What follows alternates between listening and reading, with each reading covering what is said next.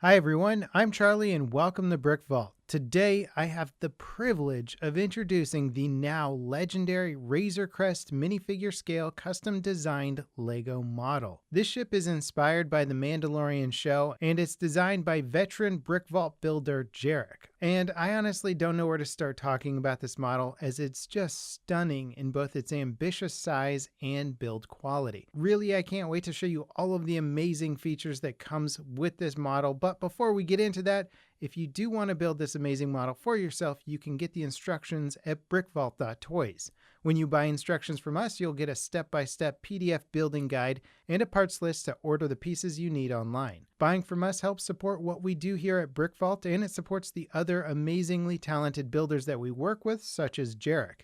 We rebuild and test every model here to assure buildability, instruction accuracy, and LEGO part availability to make sure you have the best building experience possible. Now, if you're not already familiar with Jarek's work, we also sell instructions for his minifigure scale X-Wing, TIE Fighter, TIE Interceptor, RZ-1 A-Wing, R-22 A-Wing, Y-Wing, TIE Advanced, TIE Bomber, TIE Defender, First Order TIE Fighter, First Order Special Forces TIE Fighter, Dreadnought, Doomslayer, Battlecruiser, Lamborghini Countach, and Claptrap.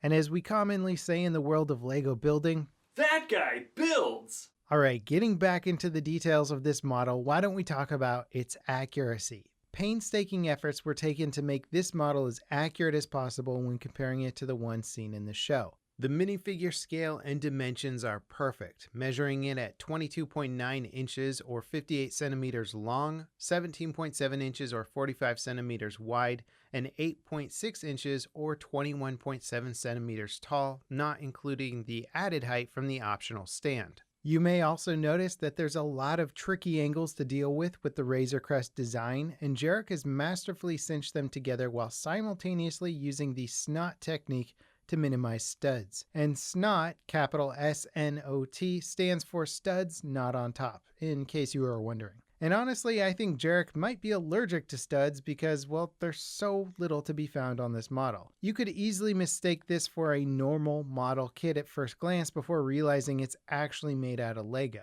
Looking even closer at the surface building techniques, you'll see that Jarek takes what could easily become a boring gray surface and livens it up with different kinds of texturing. Turning the bricks on their side or mixing tiling in with the snot technique can vary up the patterns in meaningful ways to show that the armor plating is changing as needed depending on where it resides.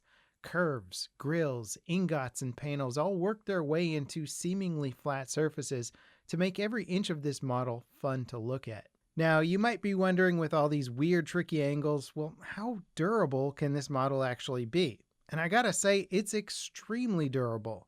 This thing is a tank. I'm willing to bet that the general structure would remain intact after falling off of a table, although I'm definitely not putting that theory to the test. You can lift the model from so many different points along the body. The engines are built into the skeletal structure of the ship, so they're basically never coming off, and you can easily lift it up to place it somewhere else without worrying about breaking off parts, though I will say it does weigh a ton. Figuratively speaking, of course. It actually weighs about 6.5 pounds or approximately 3 kilograms. And a lot of that weight comes from just the insane amount of detail packed into this model. Now, what about its features? This thing is loaded. The opening side ramp doors on both sides feature flip-down ramps. The back cargo ramp for the ship easily lowers as well, giving you access to the carbonite frozen bounties. And from here, you can also access the light brick system levers, because why not have built-in interior lighting? Now, it can be a little bit tricky reaching all the way into the cargo bay to mess with boxes or figs, but luckily Jarek built in opening side panels to give you easy access.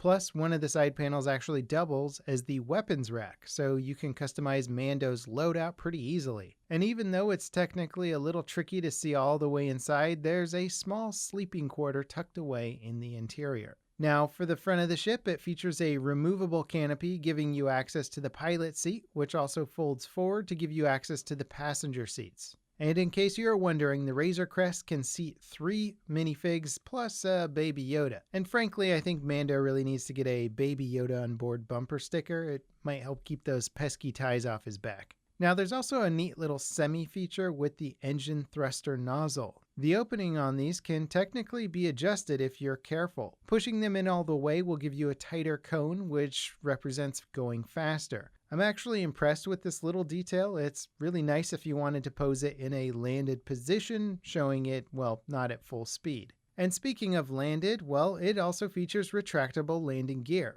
Now, folding out the front gear is relatively simple, but the back landing gear has a really clean fold-out feature where the side panels move perfectly with the landing gear when it folds out. It's kind of amazing just how clean Jarek was able to get this section looking while still supporting the immense weight of this model. A lot of other models of this scale will simply offer detachable landing gear because retractable is just simply too hard to design that can also bear the weight of such a big model, but Jarek went the extra mile to make this functional. Now, is this model swooshable? Yes, but it also feels like swooshing a bag of bricks. It's really heavy, and I doubt many of you will want to risk dropping it in a failed swoosh attempt. Personally, I'm going to display mine on the included stand for now, but the diorama potential of this model is strong. Land it in an action scene or pose it in a dogfight with TIE fighters. The possibilities are honestly endless. Now, to wrap up my thoughts on this model, I have to say this is one of the most impressive LEGO models I have ever built. It definitely gets the most impressive seal of approval. I don't know what else to say about this LEGO model other than it's an amazing tribute to one of my favorite ships from the Star Wars universe. If you want to pick up the instructions and build this amazing ship for yourself, they are available at brickvault.toys. The link is in the video description. Check us out. Thank you guys so much for watching, and we'll see you next time on BrickVault.